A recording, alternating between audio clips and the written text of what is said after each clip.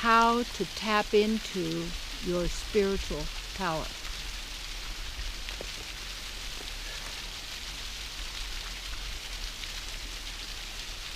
I just could share from what I've experienced, what I know, and I've learned. You first of all have to get fed up with what's going on. How you've been, how you feel, what's going on, what you give your power to, where your mind is, all of this. And you start seeking ways to escape, more vacations, just sit on the beach and just veg, because it's almost like you just can't relax all the time because it's the tension. See, what I noticed is that when you're in your spiritual power, you don't need a vacation. You're on vacation all the time.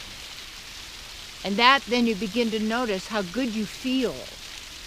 And then you get back into whatever it is that was doing. You put on the mask, you get all ready for it, you get out there. Something just doesn't feel right.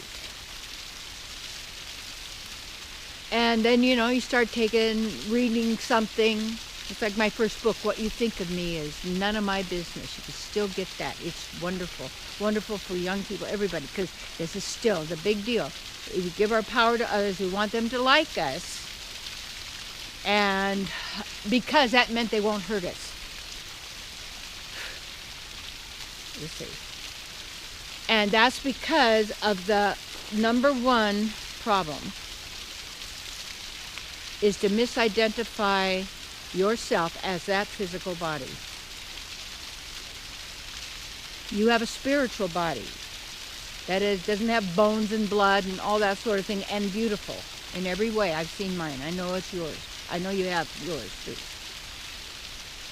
So you have these windows, that open you to that spiritual power, the flow, the divine.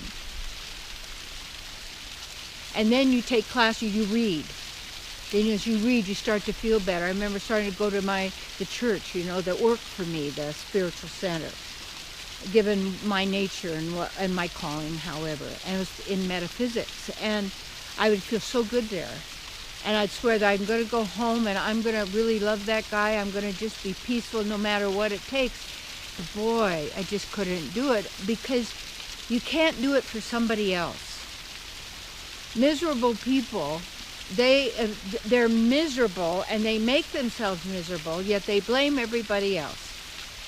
And that's what people do, because when we misidentify ourselves as this physical body, then our lives are only about maintaining this physical body with the neglect of the self, the soul.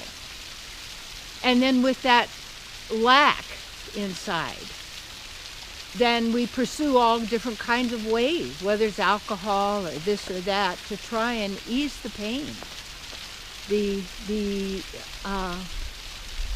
fear, the anxiety, the mind. Not even knowing what it is. So getting into then the science of mind, that was really cool, to begin to understand basic metaphysics and and there's unity and there's, there were so many wonderful out there. And the teachings, and yet I'm a rootist, I call it. I want to know, where did you get your knowledge? And where did you get your knowledge? And where did you get your knowledge? So I go and I always come to the Vedas. Veda meaning knowledge, but from so much of the great teachings from India.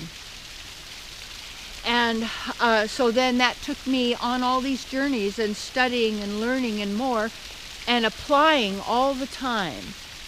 And we tap into that spiritual zone that's always there. It's a bliss zone, I call it. There's that state. That's the state of not thinking. That's the state of just being in yourself as bliss. That's what that is. But there's more. You're not just bliss. There's love, and love has no opposite. In this world, it's like and dislike. It's really like and hate, attraction and rejection. In Sanskrit, that's called rag and vesh. So I learned the philosophy and the teaching. The basic Bhagavad Gita, Srimad Bhagavad, learning here and great teachers and studying with my teacher is, Haridas Shastriji, Maharaj Babaji, they've got all old men in India called Babaji. So just, that's just a nickname. It's just and what is a nickname? So anyway, and the meditations and the reading and the realization, the application of it, you see, by not just having the feeling, but also having the philosophy behind and understanding and knowing how you function and who you are. So that divine spiritual state is there, available always. And if you feel separate, who's moved? Okay.